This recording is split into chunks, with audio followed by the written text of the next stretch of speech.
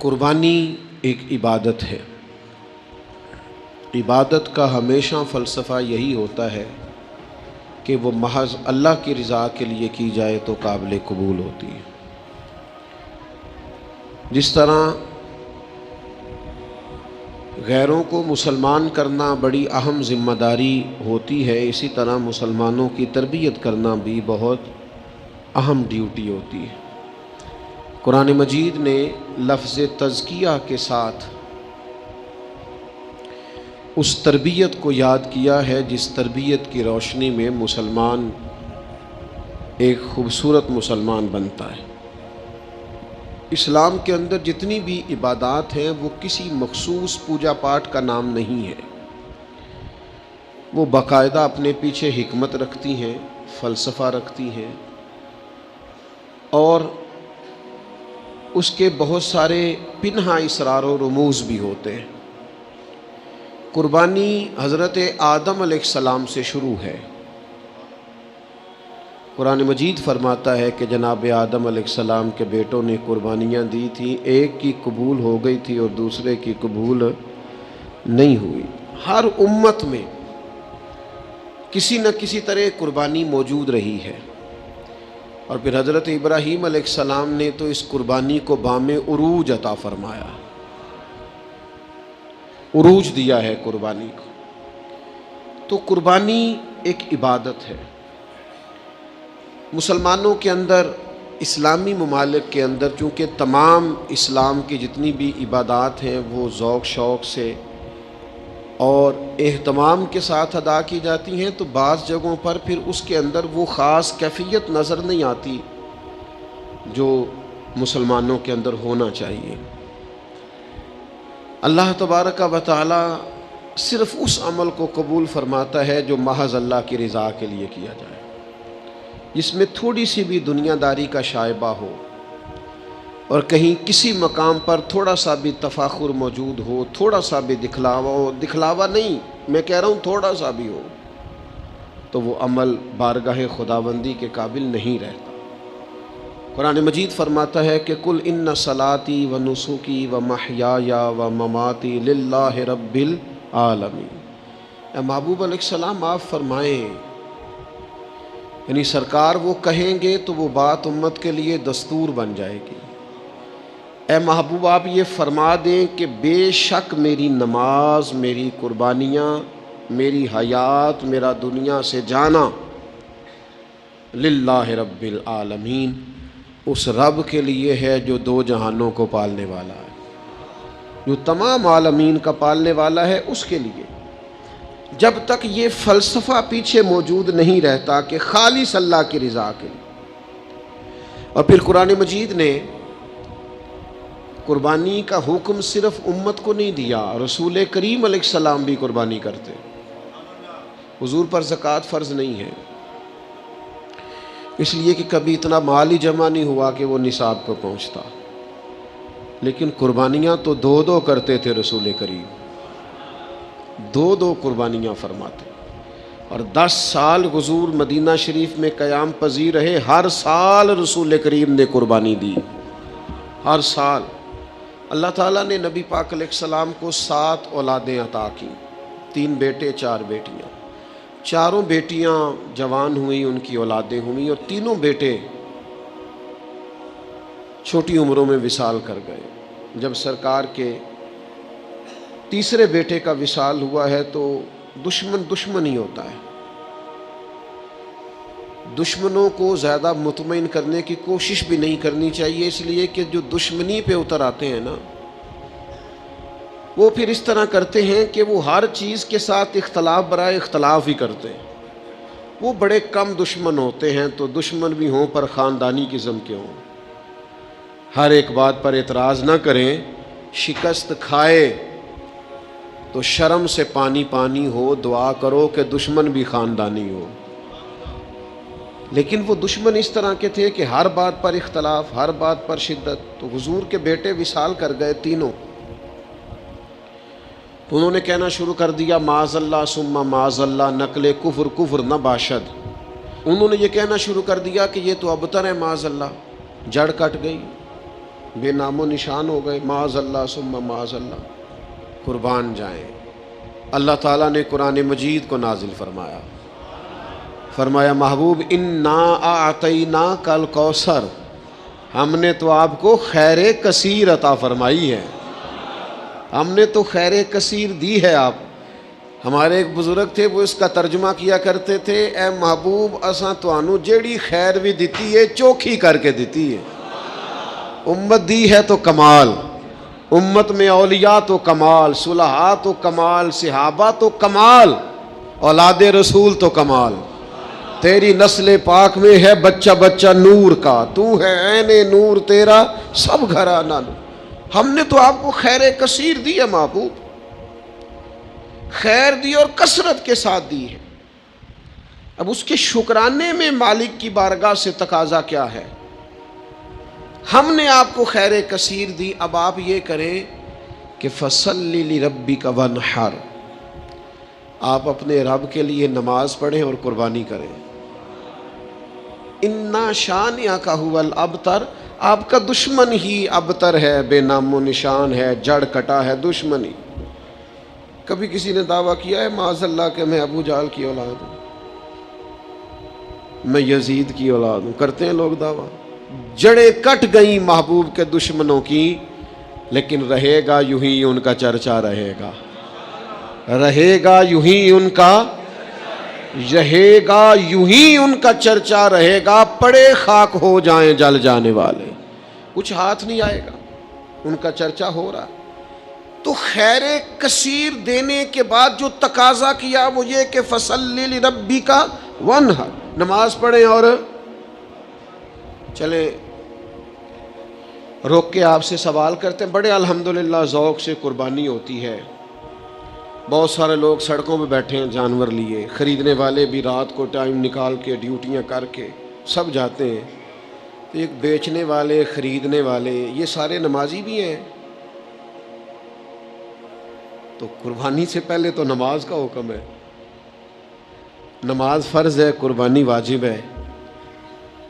ایک صحابی کہتے ہیں میرے ماموں نے عید کی نماز سے پہلے قربانی کر لی، جانور بھی قربانی کی نیت سے خرید رکھا ہوگا، ارادہ بھی قربانی کا تھا، پر نماز سے پہلے قربانی کر لی۔ نبی کریم علیہ السلام نے فرمایا یہ گوشت ہے، قربانی نہیں۔ پہلے نماز ہوگی عید کی، فَصَلِّ لِرَبِّكَ وَانْحَرْ، ترتیب یہ ہے قرآن پاک کی کہ پہلے نماز، پھر عید والے دن بھی پہلے عید کی نماز ہوگی، اس کے بعد قربانی ہوگی۔ تو فرمایا گوشت ہے یہ، گویا اسے حرام نہیں کرتے، کھا لے گوشت سمجھ کے، پر یہ قربانی نہیں۔ قربانی فقط جانور ذبح کرنے کا نام نہیں، رب رسول کا حکم ماننے کا نام قربانی ہے۔ جانور کی عمر بھی وہ ہو جو شریعت نے رکھی ہے، اس میں خوبیاں بھی وہ ہوں جو شریعت نے رکھی، ٹائم بھی وہ ہو ذبح کرنے کا جو دین نے طے کیا ہے، پھر قربانی ہوگی، اور نیت بھی تقرب الہی کی ہو۔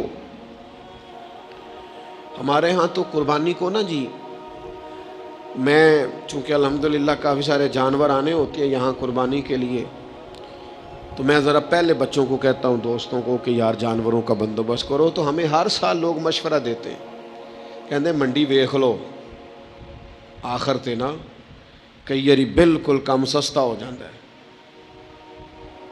میں کہنا آخر ویکھنے دی مثلاً کی مجبوری ہے؟ کیا آپ تماشا دیکھنا چاہتے ہیں؟ کئی باری جی بالکل گاہک ہی نہیں ہوندا، جانور سستا ہو جاتا ہے۔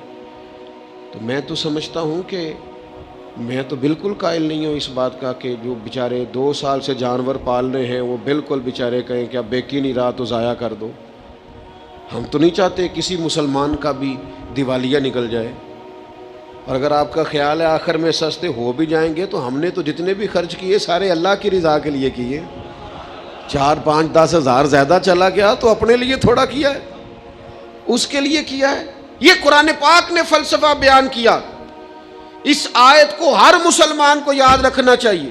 رب فرماتا ہے نہ اللہ کی بارگاہ میں ان جانوروں کا گوشت پہنچتا ہے نہ خون پہنچتا ہے، یہ جانور ذبح کرتے وقت تمہارے دلوں میں جو تقویٰ ہوتا ہے وہ تقویٰ رب کی بارگاہ میں پہنچتا ہے۔ صحیح 6 میں حدیث میں لفظ موجود ہیں، حضور نے فرمایا خوش دلی سے قربانی کرو، خوش دلی سے جانور اللہ کی راہ میں پیش کرو، خوش دلی سے۔ تو آپ کیا دیکھنا چاہتے ہیں آخر میں؟ ایک دفعہ ایک دوست مجھے کہنے لگے آپ کو بڑی سعادت ملتی ہے حرم شریف جانے کی، مجھے بتائیں جس وقت وہاں رش ذرا کم ہو نا حرم میں نے تب جانا عمرہ کرنے۔ میں نے اسے کہا اللہ خیر کرے، وہاں کیوں رش کم ہو جی؟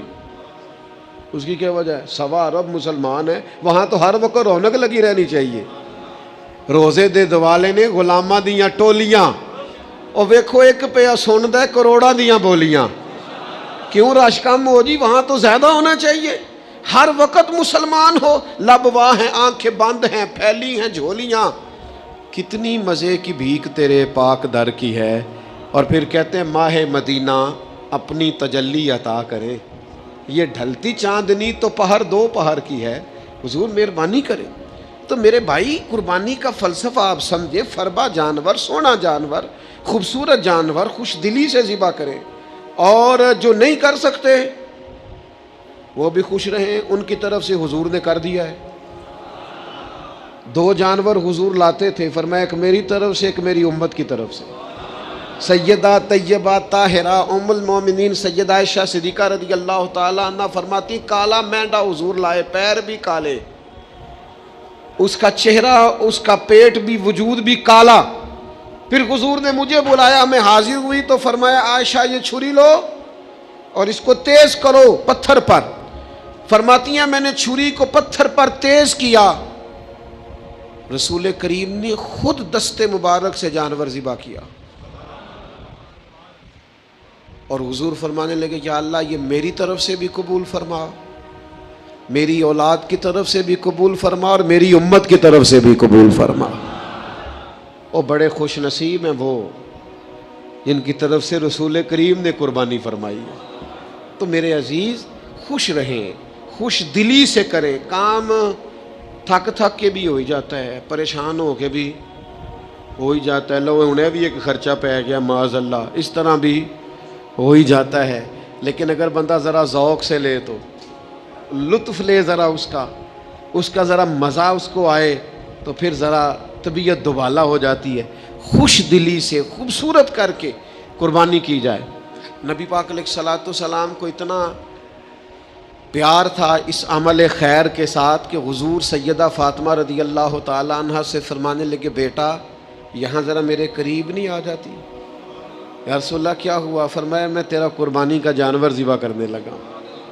سیدہ فرماتی ہیں میں قریب آ گئی تو کریم فرمانے لگے فاطمہ جو آدمی قربانی دیتا ہے اس کا خون کا قطرہ بعد میں زمین پہ گرتا ہے، اللہ تعالیٰ ذبح کرنے والے کے گناہ پہلے معاف فرما دیتا ہے، 70 گنا زیادہ اللہ اس کا وزن کر کے قیامت میں اجر عطا کرے گا۔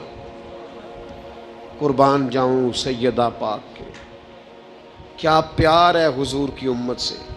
عرض کرنے لگی یا رسول اللہ یہ فضیلت صرف اہل بیت کے لیے، یہ ساری امت کے لیے؟ تو حضور خوش ہو گئے، فرمایا نہیں میری ساری امت کے لیے، یہ سب کے لیے فضیلت ہے، یہ سب کو ملے گا اعزاز۔ تو خوش دلی سے قربانی، ذوق سے قربانی۔ چلو نام بھی لے لے دی فوٹو سٹیٹس سے لگے گی تو کچھ نہیں ہونے لگا، کیا خیال ہے آپ کا؟ نام بھی اگر بھینس کے ساتھ اور گائے کے ساتھ فوٹو آئے گی تو کوئی ایسا مسئلہ کہاں؟ قوم ساری الجھ گئی ہے، اللہ جانتا ہے۔ اتنی غیر سنجیدگی ٹھیک نہیں ہوتی، اس طرح پھر انسان خوابوں کی دنیا کا آدمی ہو جاتا ہے، وہ کسی اور دنیا میں زندہ ہوتا ہے۔ حقیقت حال والے لوگ یہ طریقہ اختیار نہیں، یہ غیر سنجیدگی ہے۔ آپ سنجیدہ رہیں، آپ نے قربانی دینی ہے اللہ کی رضا کے لیے، اس میں جس حد تک ہو سکے۔ اور یہ اخلاص ہوتا کیا ہے؟ اخلاص کے بڑے لوگوں نے تشریح کی، پر امام قرطبی کا قول بھا گیا میرے دل کو۔ امام قرطبی فرماتے اخلاص ایک راز ہے، مخلص ہونا ایک راز ہے، اخلاص ایک راز ہے۔ جناب کس کے درمیان؟ فرماتے ہیں بندے اور اس کے رب کے درمیان۔ یہ بندے اور اس کے مولا کا راز ہے اخلاص، اور اخلاص نہ ہو تو ہلاکت ہی ہلاکت ہے۔ امام محمد غزالی رحمۃ اللہ علیہ فرماتے ہیں سینکڑوں کتابیں دیکھ کر ہزاروں لاکھوں صفحے کھنگال کر اس نتیجے پہ پہنچا ہوں کہ علم کے بغیر ہلاکت ہے، اور علم ہو اور عمل نہ ہو تو پھر بھی ہلاکت ہے۔ اور فرماتے ہیں علم بھی ہو، عمل بھی ہو، اخلاص نہ ہو تو پھر تو بالکل ہی ہلاکت ہے۔ ہلاکت ہی ہلاکت ہے۔ معنی کیا ہے؟ اگر اخلاص نہیں تو ہلاکت ہے، اور اگر اخلاص مل جائے تو پھر خدا کی رحمت ہے، پھر اللہ کا فضل ہے۔ اخلاص کے ساتھ، للہیت کے ساتھ، محض اپنے مالک کی رضا کے لیے اسلامی عبادات میں سے اہم عبادت قربانی ہے۔ ہمارے ہاں نا دو چار چیزیں بڑی قابل توجہ ہیں۔ جب آپ عبادت کرتے ہیں نا تو عبادت وہ نہیں ہوتی جو ہم طے کرتے ہیں، عبادت وہ ہوتی ہے جو اللہ رسول طے کریں گے۔ آپ اپنی مرضی سے کوئی چیز طے کر لیں، یہ نہیں ہو سکتا۔ لیکن نا آپ عمرہ کرنے کے لیے جاتے ہیں، خانہ کعبہ کے گرد گھومنا عبادت ہے، صفا مروہ کے بیچ صرف آپ کچھ نہ پڑھیں، کوئی دعا نہ پڑھیں، آپ طواف کریں خالی، کوئی لفظ بھی ادا نہ کریں، آپ کو اتنا ہی ثواب ملے گا جتنا نفل نماز پڑھنے کا ثواب ملتا ہے۔ یہ عبادت ہے۔ صفا مروہ کے بیچ آپ صرف چل رہے ہیں، عبادت ہے۔ آپ نے سر منڈایا ہے، ہر ہفتے نہیں لوگ حجامت کرواتے، لیکن آپ نے وہاں سر منڈایا ہے بیت اللہ شریف جا کے، اللہ کے محبوب نے اس بندے کے لیے بخشش کی دعا کر دی جو وہاں جا کے سر منڈوائے، کہا اللہ یہ حلق کرانے والوں کو، ٹینڈ کرانے والوں کو بخش دے۔ 3 دفعہ حضور نے دعا کی۔ وہاں یہ سر منڈانا عبادت ہے۔ آپ کا گھر میں ہر ہفتے آپ حجامت کرواتے ہیں، لیکن وہ آپ کی عبادت ہو گئی۔ کیوں؟ کہ اللہ نے طے کر دیے۔ جو وقت، جس ٹائم جو چیز شریعت عبادت طے کرے وہ عبادت ہے۔ 10 ذی الحج کو نماز بھی پڑھی جاتی ہے، 5 نمازیں بھی پڑھی جاتی ہیں، قرآن پڑھنے والے قرآن بھی پڑھتے ہوں گے، نفل پڑھنے والے اس دن نفل بھی پڑھتے ہوں گے، صدقہ بھی ہوتا ہوگا، لوگ ایک دوسرے سے ملاقات بھی کرتے ہوں گے۔ 10 ذی الحج کو سارے خیر کے کام ہوتے ہوں گے، لوگوں کی خیر خائی کے لیے جو بن پڑتا ہے کرتے ہوں گے، پر نبی پاک علیہ السلام نے فرمایا 10 ذی الحج والے دن اللہ کو جو عمل سب سے زیادہ پسند ہے وہ خون بہانا ہے، جانور ذبح کرنا۔ اس دن باقی ساری عبادات بھی اپنی جگہ پر فضیلت رکھتی ہیں، اہمیت رکھتی ہیں، درجہ رکھتی ہیں، نمازیں ہوں گی، نفل ہوں گے، تلاوتیں ہوں گی، پر اللہ کو 10 ذی الحج والے دن جو عمل سب سے زیادہ پسند ہے وہ کیا ہے؟ حضور علیہ السلام جب جانور ذبح کرتے تھے تو قبولیت کی دعا کرتے تھے، یا اللہ اسے قبول فرما میری طرف سے، میری اولاد پاک کی طرف سے، امت کی طرف سے۔ کیا کروں میں، کیسے عرض کروں؟ یہاں جانور ذبح ہوتا ہے تو ہمارے ہاں لوگ ویڈیو بنا رہے ہوتے ہیں، وہ جس کو چاہیے تھا درد سے فٹافٹ کہتا مالک میں نے اپنی ہمت کے مطابق پیش کر دیا، اپنے کرم کے مطابق قبول کر دیا۔ دعاؤں کا ٹائم تھا، یہ عمل تو سب سے زیادہ پسند ہے اللہ کو، یہ قرب الہی والا عمل ہے، اللہ کے قریب جانا تھا۔ یہاں سیلفیاں ہو رہی ہیں، تصویریں ہو رہی ہیں، دیکھا جا رہا ہے، بڑی بڑی باتیں ہو رہی ہیں۔ وہ خدا کے بندو، اس کو عبادت بناؤ، اس کو عبادت جانو، یہ تقرب الہی کا ذریعہ ہے۔ کچھ لوگ بڑے سیٹ صاحب ہوتے ہیں، بڑے نواب صاحب ہیں، وہ جانور کے قریب نہیں جاتے، کہتے ہو میں پڑھا لکھا ہوں، میں تو جناب وہ بڑا مہذب آدمی ہوں، یہ تو فلاں آدمی کرے گا۔ رسول اللہ صلی اللہ علیہ وسلم سے زیادہ نہ کوئی نازک مزاج ہو سکتا ہے، نہ کوئی پاک ہو سکتا ہے، نہ کوئی لطیف ہو سکتا ہے۔ رسول اللہ صلی اللہ علیہ وسلم سے بڑھ کر نہ کوئی سونا ہو سکتا ہے، نہ کسی میں جاذبیت ہو سکتی ہے۔ حسن وہی ہے جو میرے محبوب نے کر دیا ہے، خوبصورتی وہی ہے، جدھر حضور گئے ادھر ہی حسن سارے کا سارا سمٹ کر چلا گیا۔ داستان حسن جب پھیلی تو لامحدود تھی، اور جب سمٹی تو بس تیرا نام ہو کر رہ گئی۔ خوبصورتی وہی ہے جو حضور نے کر دیا، لیکن میرے عزیزو نبی کریم نے تو اپنے دستے مبارک سے جانور ذبح کیا۔ اس لیے پتہ نہیں آپ نے کس چیز کا نام، پڑھا لکھا نفیس ہونا، اور جناب وہ جی میرے بچے ڈرتے ہیں، تو بھائی آپ بھی ڈرتے ہوں گے، جبھی تو بچے ڈرتے ہیں۔ یہ جی پڑھا لکھا نوجوان ہے، قریب نہیں آتا، کیوں نہیں آتا جی؟ کچھ بھی نہیں ہوتا، یہ تو وہ عمل ہے جو عمل خیر ہے، حضور نے کیا ہے۔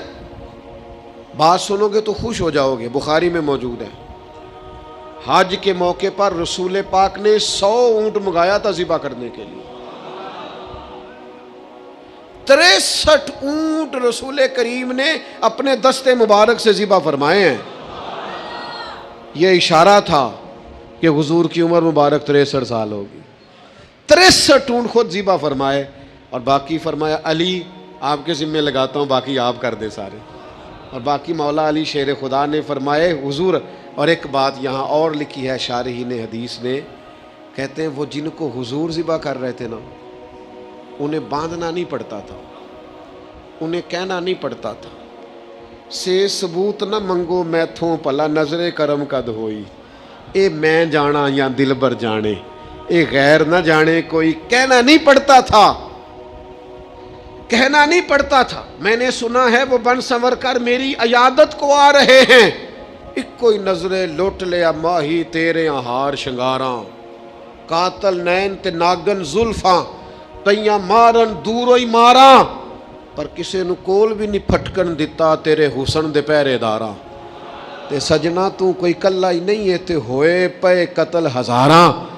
حضور جس سونٹ کی طرف اشارہ کرتے نا ذبح کرنے کے لیے، وہ آ کے قدموں میں لیٹ جاتا، وہ قدموں میں لیٹ جاتا، اور محبوب بسم اللہ اللہ اکبر کہہ کے گردن پہ چھری چلا دیتے، اعظم جان امانت تیری، اعظم جان، جان پاویں نہ جان محبوبہ، میں لگیاں توڑ نبھیساں، راہ تیرے وچ رول کے مرساں، قدم نہ پیچھا ہٹے ساں، شہر تیرے دے ٹکڑے منگ ساں، تے تیرے کتیاں دے قدم چمے ساں، اعظم جان امانت تیری، تو جدو منگ سیں میں پیش کرے ساں، میں پیش کرے ساں۔ عملی نمونہ حضور کے سامنے آ کے لیٹ جاتے، محبوب گردن پہ چھری چلا دیتے۔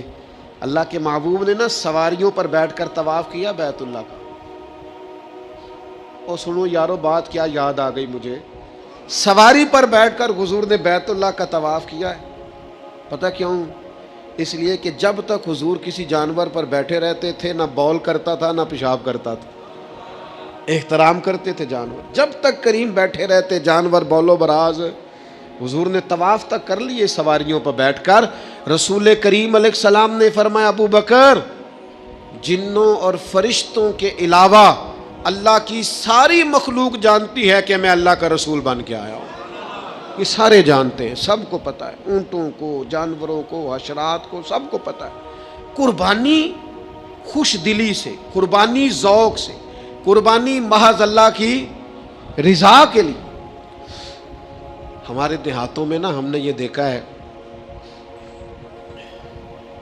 کہ وہ جو گھر کا جانور ہوتا تھا نا قربانی کے لیے رکھا جاتا تھا، کبھی جانوروں کو کسی جگہ لے کے جاتے پانی پلانے کھیت میں تو ہانکتے تھے نا، تو ہمارے پرانے دیہاتی لوگ جو قربانی کا جانور ہوتا تھا اسے چھڑی بھی نہیں مارتے تھے، کہتے تھے بھی یہ قربانی دا ہے، یہ اللہ دے نال ہے۔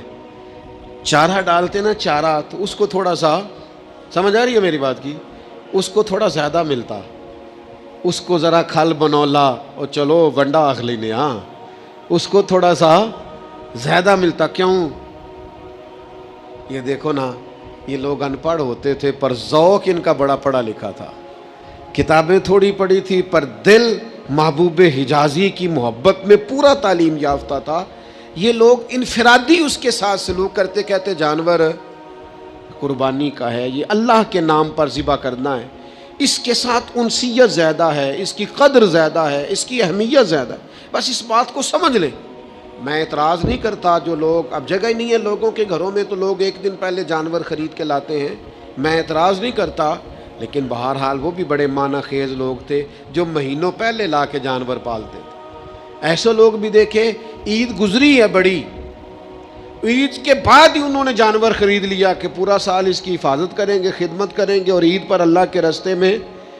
یہ ذوق چاہیے، یہ والی کیفیات چاہیے، تاکہ قربانی کی اصل روح وہ بیدار ہو۔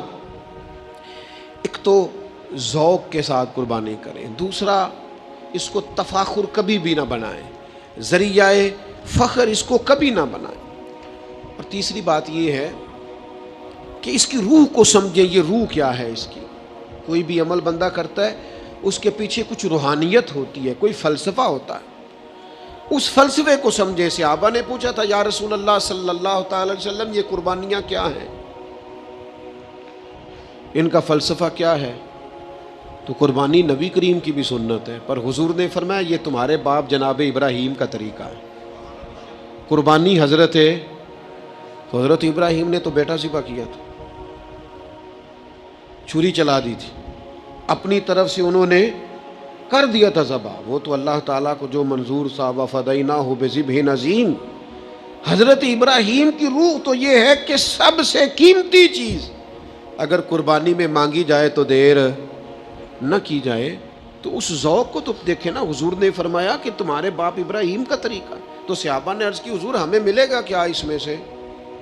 تو حضور فرمانے لگے قربانی کے جانور کے چھوٹے سے چھوٹے بال کے بدلے اللہ تمہیں بڑی سے بڑی نیکی عطا فرمائے گا، ایک ایک بال پر نیکیاں دے گا مالک کریم۔ میرے عزیزو، اس کے فلسفے کو سمجھیں۔ جب تک روح خلیل سے فیض یاب نہیں ہوتے، قربانی کا عمل اس طرح سے ذوق اور اس طرح سے کیفیت عطا نہیں کرتا۔ پھر ایک اور بات بھی، اللہ تعالیٰ نے نا امیروں کے مال میں غریبوں کا حصہ رکھا ہے۔ مشکات میں حدیث ہے، حضور فرماتے ہیں تمہیں جو رزق دیا جاتا ہے یہ تمہارے ضعیفوں کی وجہ سے دیا جاتا ہے۔ تمہارے جو کمزور لوگ ہوتے ہیں نا، ضعیف کمزور، ان کی وجہ سے اللہ تمہیں رزق دیتا ہے۔ تم پر جو بارشیں برستی ہیں یہ تمہارے ضعیفوں کمزوروں کی سبب سے برستی ہیں۔ یہ اللہ تعالیٰ نے بہت سارے امیروں کو جو مال دیا ہے نا، یہ بھی کئی غریبوں کی برکت سے دیا ہے۔ احسان نہیں کرتے امیر غریب کو دے کے، رب نے حصہ رکھا ہے۔ زکوٰۃ ہے تو دینی ہے، عشر ہے تو دینا ہے، فطرانہ ہے تو دینا ہے۔ اللہ تعالیٰ نے حصہ رکھا ہے۔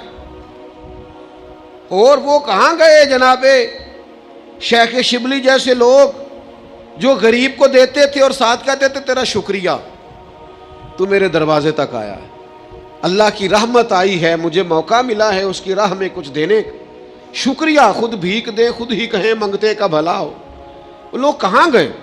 میرے عزیز، اللہ نے حصہ رکھا ہے، اس لیے اس بات کو آپ سمجھ لیں۔ زکوٰۃ دیں تو خوش دلی سے دیں، فطرانہ دیں تو خوش دلی سے۔ اتنا سوکھا نہیں ہوتا شاپر لے کے کسی کے دروازے پہ جانا۔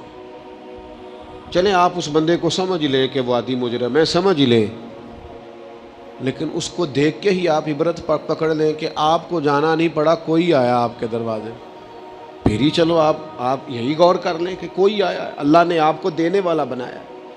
تو غصہ کرنا، چہرے پہ شکن ڈالنا، اجے تے اسی نماز پڑھ کے آئے ہیں تسی آ بھی گئے ہو، یہ کوئی طریقہ ہے؟ تسی تے سون ہی نہیں دیندے بھائی، کیا مطلب؟ یہ لہجے ہیں، کیا انداز ہیں۔ ایک بزرگ ہیں، وہ کہنے لگے کہ 7-8 لاکھ روپیہ ادارے میں سیلری جاتی ہے، مدرسین کی تنخواہیں ہیں، باورچیوں کی، اس کی۔ تو کسی نے ان سے کہا کہ آپ، ہمیں اچھا لگے گا اگر آپ دیں۔ تو وہ کہنے لگے یار میری اوقات نہیں ہے کہ میں لوگوں کو تنخواہیں دوں، اس لیے میں نے کسی کے ذمے لگایا، وہ میری حیثیت نہیں، مجھے شرم آتی ہے کہ یار اب میں مطلب بانٹتا پھروں محض۔ یہ کون لوگ ہیں جو ہر وقت اس احساس کا شکار رہتے ہیں کہ بھئی میں مسکین پرانا خادم، کسے در ملی نہ ٹوئی تے واصف یار نے نظر جو کی تھی، تو پھر واصف ہوئی، مختصر سی میری کہانی ہے، جو بھی ہے آپ کی مہربانی ہے۔ تو بن کے نہ بیٹھ جائیں، اللہ سے ڈریں۔ جب آپ جھڑک کے دے دیتے ہیں تو اس کا ثواب کم پڑتا ہے، اجر میں کمی آتی ہے۔ آپ باطل کرتے ہیں احسان جتلا کر اور تکلیف دے کر اپنے صدقات کو، خوش دلی سے جانور ذبح کرنا۔ ایک بات اور آپ سے کرنی ہے، پھر بات سمیٹتا ہوں۔